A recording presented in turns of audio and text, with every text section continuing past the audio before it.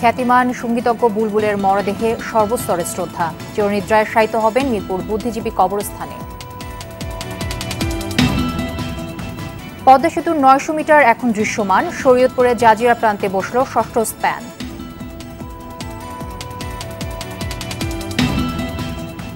লক্ষ্মীপুরের truck CNG অটোরিকশার মুখোমুখি সংঘর্ষে একই পরিবারের ৬ জন সহ নিহত ৭। গাইবান্ধায় বাসের ধাক্কায় প্রাণ গেল অটো ভ্যানের ২ যাত্রীর। এবং বিপিএলের টস হেরে চিটাগং ভাইকিংসের বিপক্ষে ব্যাটিংয়ে রাজশাহী কিংস। সন্ধ্যায় সিলেট সিক্সার্সের প্রতিপক্ষ খুলনা টাইটান্স।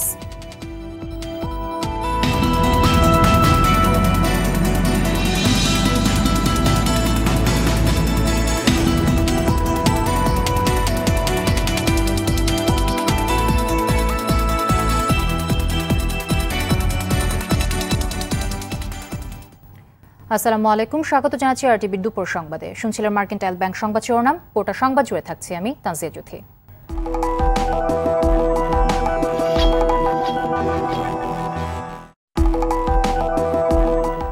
সংবাদে এছাড়াও থাকছে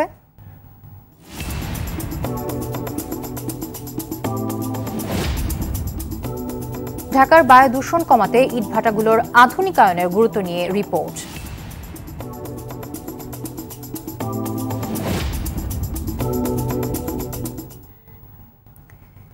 এবার বিস্তারিত। সঙ্গীত শিল্পী, সুরকার ও মুক্তিযোদ্ধা আহমেদ ইমতিয়াজ বুলবুলকে রাষ্ট্রীয়ভাবে শ্রদ্ধা জানানো হয়েছে। কেন্দ্রীয় শহীদ মিনারে আরও শ্রদ্ধা নিবেদন করেন রাজনৈতিক, সামাজিক, সাংস্কৃতিক সংগঠন সহ বিভিন্ন শ্রেণী পেশার মানুষ। বেলা 11:15টায় আহমেদ ইমতিয়াজের মরদেহ নিয়ে আসা হয় কেন্দ্রীয় শহীদ মিনারে। রাষ্ট্রীয়ভাবে বীর এ মুক্তিযোদ্ধাকে গার্ড অফ অনার দেয়া হয়। এরপর সর্বসাধারণের শ্রদ্ধা জানানোর জন্য মরদেহ শহীদ মিনারে বেদিতে রাখা হয়। শ্রদ্ধা জানান সঙ্গীত ও চলচ্চিত্র অঙ্গনের অনেকে।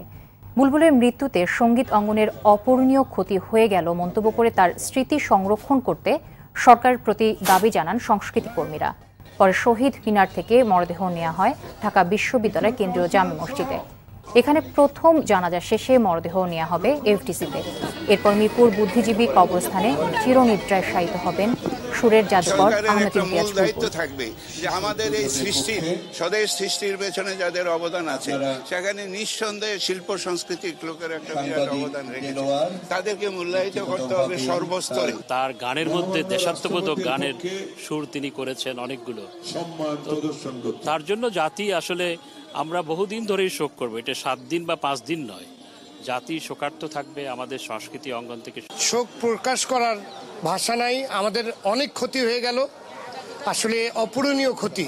আমাদের আর টিভির পরিবারের পক্ষ থেকে আমরা শোক প্রকাশ করছি।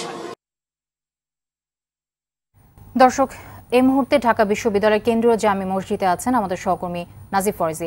সেখান থেকে সরাসরি যুক্ত হচ্ছেন তিনি। নাজিব, আপনি নিশ্চয়ই শুনতে পাচ্ছেন।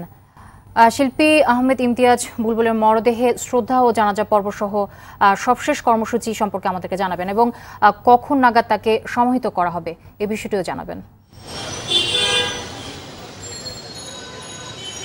যুথি, শহীদ মিনারে, কেন্দ্রীয় শহীদ মিনারে আহমেদ ইমতিয়াজ বুলবুলের সেখানে সর্বস্তরের মানুষ তার প্রতি শ্রদ্ধা জানিয়েছে এবং শ্রদ্ধা জানানো শেষে তাকে নিয়ে আসা হয়েছে ঢাকা বিশ্ববিদ্যালয়ের কেন্দ্রীয় জামে মসজিদে। এবং এই মসজিদে কিছুক্ষণ আগে তার জানাজার নামাজটি শেষ হয়েছে এবং জানাজার নামাজ শেষে তাকে এখান থেকে 2 মিনিট আগে নিয়ে যাওয়া হয়েছে। তিনি যেহেতু চলচ্চিত্রের সঙ্গে জড়িত ছিলেন এবং এফডিসিতে তাকে এখান থেকে নিয়ে যাওয়া হয়েছে এবং এফডিসিতে সেখানে আরও একটি জানাজা অনুষ্ঠিত হওয়ার কথা এবং সেই জানাজা অনুষ্ঠানের পর তাকে মিরপুরে শহীদ বুদ্ধিজীবী কবরস্থানে নিয়ে যাওয়া হবে, সেখানে তাকে সমাহিত করা হবে। আপনি জানেন যে আহমেদ ইমতিয়াজ বুলবুল কিংবদন্তি সুরকার এবং তিনি গীতিকার এবং তার অসংখ্য তার প্রায় 300-রও বেশি চলচ্চিত্রে তিনি সঙ্গীত পরিচালনা করেছেন এবং তিনি একাধারে সঙ্গীত রচনা করতেন এবং সুরও করতেন, যে কারণে সঙ্গীত অঙ্গন এবং চলচ্চিত্র অঙ্গন দুটি অঙ্গনেই তার সমানভাবে বিচরণ রয়েছে এবং দুটি অঙ্গনেই তিনি সমানভাবে জড়িত। এবং আজকে যে শহীদ মিনারে তাকে সর্বস্তরের মানুষ শ্রদ্ধা জানিয়েছেন, সেখানে কিন্তু বেশ অনেক সঙ্গীতাঙ্গনের অনেক মানুষ এসেছেন এবং দেশের স্বনামধন্য যেই সঙ্গীত শিল্পীরা রয়েছেন তারা সবাই কিন্তু এসেছেন। খুরশিদ আলম, এন্ড্রু কিশোর, কুমার বিশ্বজিৎ, সামিনা চৌধুরী, তারপর তরুণ প্রজন্মের যেসব শিল্পীরা রয়েছেন তাদেরও অনেকেই তার প্রতি শ্রদ্ধা জানাতে এসেছেন এবং তারা সবাই এই সুর সম্রাটের এবং সুরের কালজয়ী সুরকারের তারা গীতিকারের তারা তাদের যে স্মৃতিচারণ রয়েছে তাদের সঙ্গে সেই স্মৃতিচারণ করছেন এবং তারা বলছেন যে তিনি আসলে একটি আরও দেশের জন্য এবং মানুষের জন্য তিনি যা করেছেন তার আরও করার সুযোগ ছিল, যদি তিনি জীবিত থাকতেন তাহলে সেগুলো করতে পারতেন। নাজিম, আপনাকে অসংখ্য ধন্যবাদ। দর্শক, এতক্ষণ ঢাকা বিশ্ববিদ্যালয় কেন্দ্রীয় জামে মসজিদ থেকে জানাচ্ছিলেন আমাদের সহকর্মী নাজিব ফরেজি। চলে যাচ্ছি অন্য প্রসঙ্গে। ষষ্ঠ স্প্যানটি বসানোর মধ্য দিয়ে দৃশ্যমান হল পদ্মা সেতুর ৯০০ মিটার। বুধবার সকাল ৮টায় সেতুর জাজিরা প্রান্তে স্প্যান বসানোর কার্যক্রম শুরু হয়। এর আগে গেল মঙ্গলবার ১৫০ মিটার দীর্ঘ ও ৩১৪০ টন ওজনের স্প্যানটি মাওয়া কনস্ট্রাকশন ওয়ার্ড থেকে জাজিরা প্রান্তে নিয়ে আসা হয়। মুন্সিগঞ্জ প্রতিনিধির তথ্যচিত্রে জানাচ্ছেন অভি ইসলাম।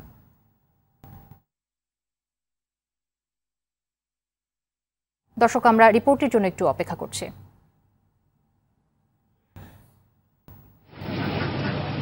বুধবার সেতুর ৩৬ ও ৩৭ নম্বর পিলারের ওপর বসে ষষ্ঠ স্প্যানটি। প্রকৌশলীরা জানান, আগের ৫টি স্প্যান বসানোর অভিজ্ঞতাকে কাজে লাগিয়ে এটি স্থাপন করা হয়। এটি বসানোর আগে weight test, trial load test, base plate সহ প্রয়োজনীয় পরীক্ষা শেষ করা হয়। খুব খুশি এলাকা হলে যাতায়াত আইতে টাকা আইতে ব্রিজে উঠলে এলাকা হলে অল্প হয়ে যাবো, কারণ বেশ সময় লাগবে না। এর আগে শক্তিশালী একটি ভাসমান ক্রেন দিয়ে মাওয়া কনস্ট্রাকশন ইয়ার্ড থেকে স্প্যানটি জাজিরা প্রান্তে টেনে আনা হয়। এছাড়া নাব্যতা সংকটের কারণে শুষ্ক মৌসুমে স্প্যান বসানো কষ্টকর হওয়ায় আগে থেকেই বেশ কয়েকটি ড্রেজার দিয়ে নাব্যতা বাড়ানো হয়। এতে আমরা খুব আনন্দিত, খুশি। আজকে যে স্কিম একটা উঠছে, আমরা সরাসরি নিয়ে যেতে পারবো, আমাদের কোনো সমস্যা থাকবে না। কর্তৃপক্ষ বলছে চলতি বছরেই শেষ হবে স্প্যান বসানোর কাজ। পদ্মা সেতুতে পঞ্চম স্প্যান বসানোর প্রায় ৬ মাস পর বসল ষষ্ঠ স্প্যানটি। অভি ইসলাম, টিভি। প্রধানমন্ত্রী শেখ হাসিনার সাথে গণভবনে সৌজন্য দেখা করেছেন ঢাকায় আফগানিস্তানের নবনিযুক্ত রাষ্ট্রদূত আব্দুল কয়ুম মালিক জাদ। এ সময় দুই দেশের মধ্যে পারস্পরিক সহযোগিতার বিভিন্ন বিষয় নিয়ে কথা বলেন তারা। এছাড়া টানা তৃতীয় মেয়াদে প্রধানমন্ত্রী হওয়ায় শেখ হাসিনাকে অভিনন্দন জানান আব্দুল কয়ুম মালিক জাদ।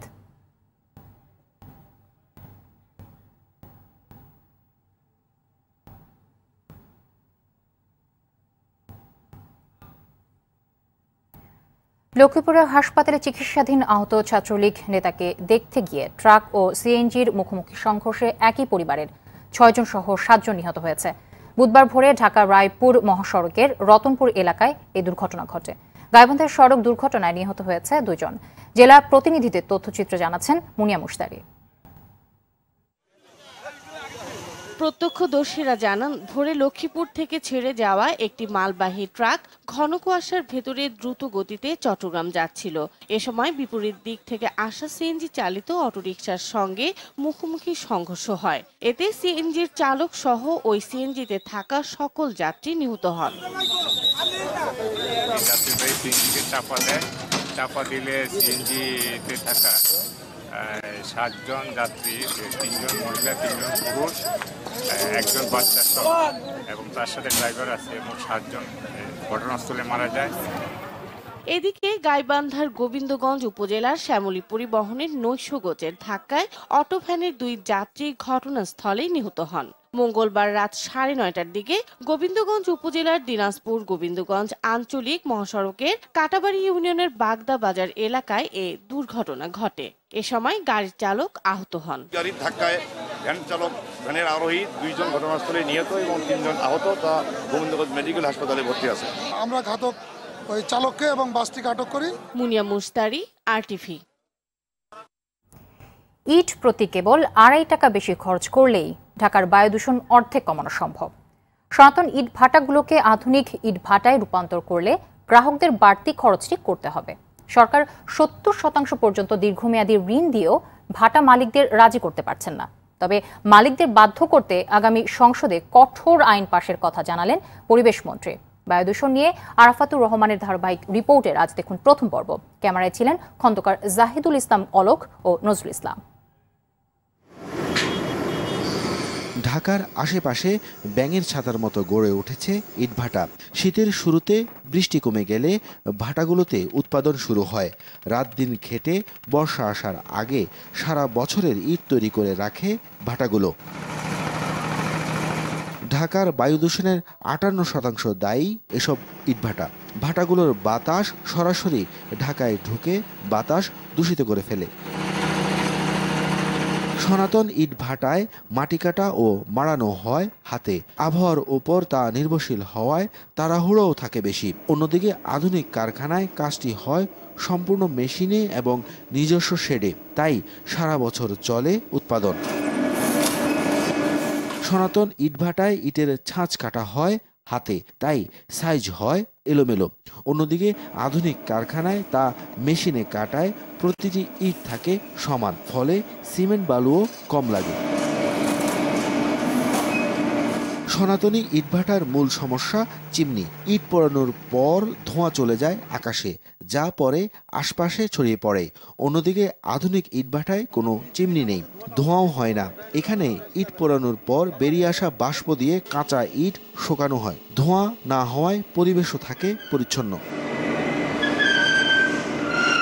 এছাড়া কারখানায় ইট পোড়ানো হয় কয়লা দিয়ে শেডের ভেতরে, তাই কয়লার অপচয় ও দূষণ হয় কম। সনাতন ভাটাগুলোতে শ্রমিকরা যেখানে অমানসিক পরিশ্রম করে, সেখানে আধুনিক কারখানাগুলো এই বিষয়ে অনেক এগিয়ে আছে।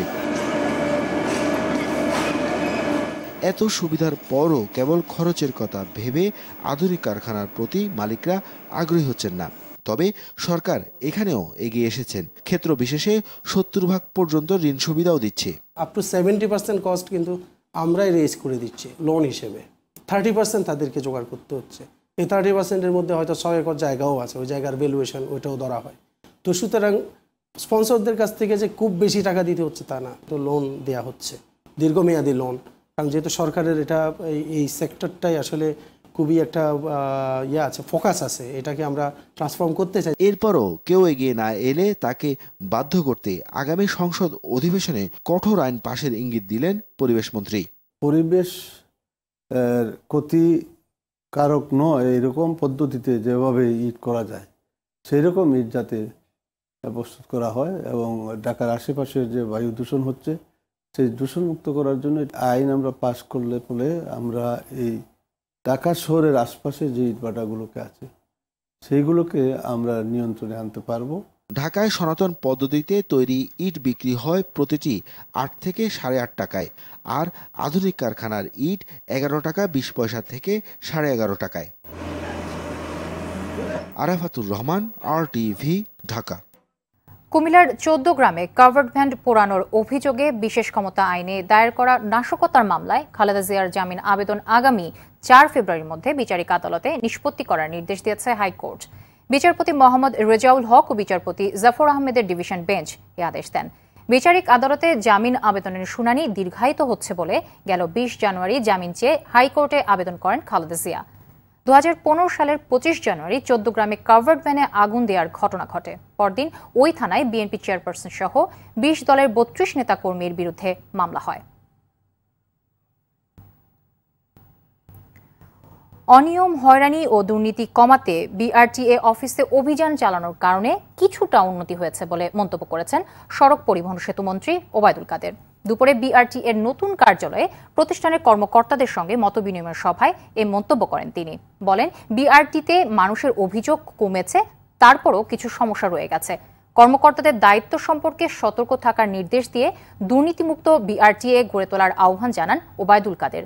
দালালদের কারণে বিআরটিএর দুর্নাম হচ্ছে মন্তব্য করেন তিনি। বলেন, ভেতরের লোকজনের যোগসাজশেই দালালের দৌরাত্ম্য রয়েছে। দুর্নীতিবাজদের সংশোধন হওয়ার পরামর্শ দিয়ে মন্ত্রী বলেন, আগামীতে আর কোনো ছাড় দেওয়া হবে না। স্বাস্থ্য অধিদপ্তরের হিসাব রক্ষক আফজাল হোসেন ও তার স্ত্রী রুবিনা খানমের সব সম্পদ জব্দ করেছে দুদক। দুর্নীতির মাধ্যমে অবৈধ সম্পদের মালিক হওয়ায় দুদকের পক্ষ থেকে কোর্টে তার স্থাবর অস্থাবর সব সম্পদ জব্দ করার নির্দেশ চেয়ে আবেদন করে দুদক। দুদকের আবেদনের পরিপ্রেক্ষিতে ঢাকার বিশেষ জজ আদালত তা মঞ্জুর করে। দুদকের তথ্য অনুযায়ী 30,000 টাকা বেতন পেলেও ঢাকার উত্তরায় আফজাল ও তার স্ত্রীর নামে ঢাকায় 5টি বাড়ি আছে। একটি বাড়ি আছে অস্ট্রেলিয়ার সিডনিতে। এছাড়া ঢাকার বাইরে স্ত্রী ও ভাইদের নামে 18টি ফ্ল্যাট আছে। এদিকে আফজালের বিরুদ্ধে দুর্নীতি অভিযোগ ওঠায় তাকে সামরিক বরখাস্ত করেছে স্বাস্থ্য অধিদপ্তর। হিলিতে মাঘ মাসের শুরুতে ক্ষেতে বোরো ধান রোপণের কথা থাকলেও চারায় দেখা দিয়েছে শীতজনিত রোগ। ঘন কুয়াশা ও ঠান্ডার ফলে পচন ধরেছে বহু বীজতলায়।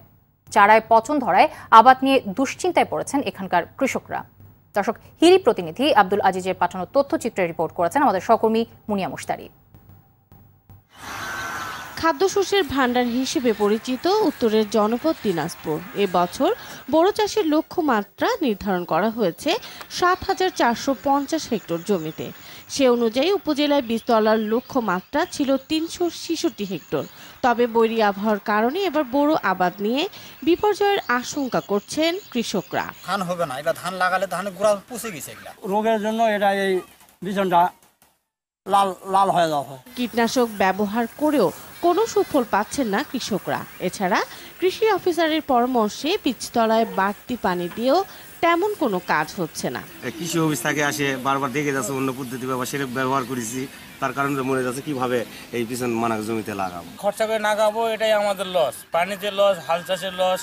শীতজনিত সমস্যার সমাধানে সার্বক্ষণিক সব ধরনের সহযোগিতা ও পরামর্শ দিয়ে যাচ্ছেন উপজেলার কৃষি কর্মকর্তারা। কৃষকদেরকে পরামর্শ দিয়ে যাচ্ছি বীজতলায় পানি দিবে এবং হচ্ছে যে সমস্ত জায়গায় কোল্ড ইনজুরি আছে সেই সমস্ত জায়গায় ছত্রাকনাশক স্প্রে করবে।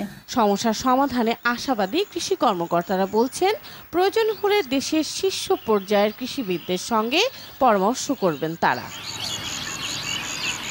মুনিয়া মুশতারি, RTV। রাজধানীর ঐতিহ্যবাহী প্রতিষ্ঠান ভিকারুন্নেসা নূন স্কুল অ্যান্ড কলেজের বার্ষিক ক্রীড়া প্রতিযোগিতা ও পুরস্কার বিতরণ অনুষ্ঠিত হয়েছে। সকালে বেইলি রোডে প্রতিষ্ঠানের প্রধান শাখায় অনুষ্ঠানের উদ্বোধন করেন সাবেক বিমান ও পর্যটন মন্ত্রী ও স্কুলের গভর্নিং বডির সভাপতি রাশেদ খান মেনন MP।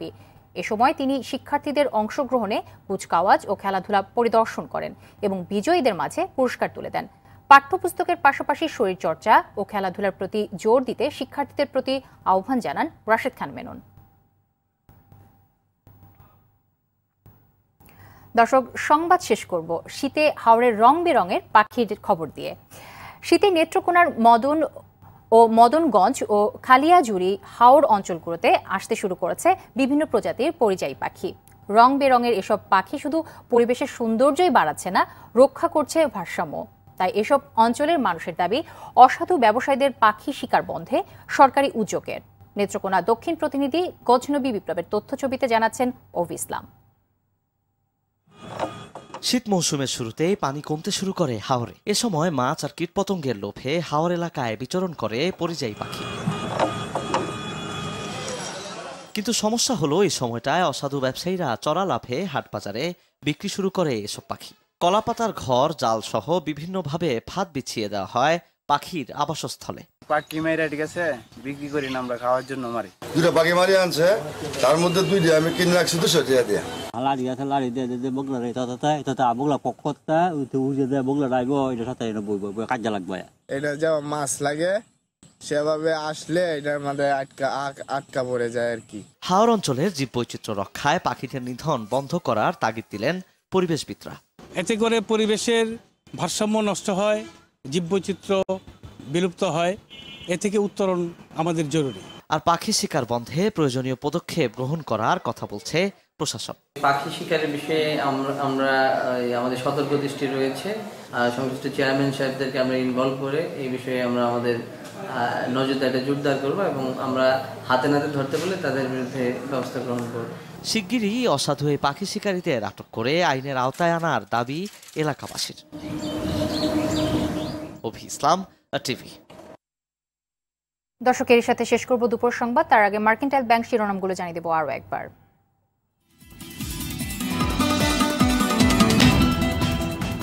খ্যাতিমান সঙ্গীতজ্ঞ বুলবুলের মরদেহে সর্বস্তরের শ্রদ্ধা। চিরনিদ্রায় শায়িত হবেন মিরপুর বুদ্ধিজীবী কবরস্থানে। পদ্মা সেতুর 900 মিটার এখন দৃশ্যমান। শরীয়তপুরের জাজিরা প্রান্তে বসল ষষ্ঠ স্প্যান।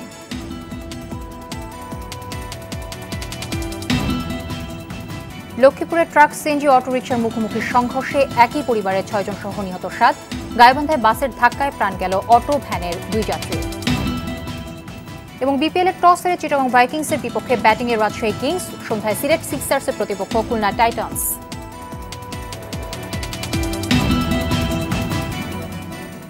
দর্শক, দুপুর সংবাদ এ পর্যন্তই। আরটিভির সবশেষ সংবাদ জানতে যে কোনো মোবাইল ফোন থেকে 2414 নাম্বার ডায়াল করুন।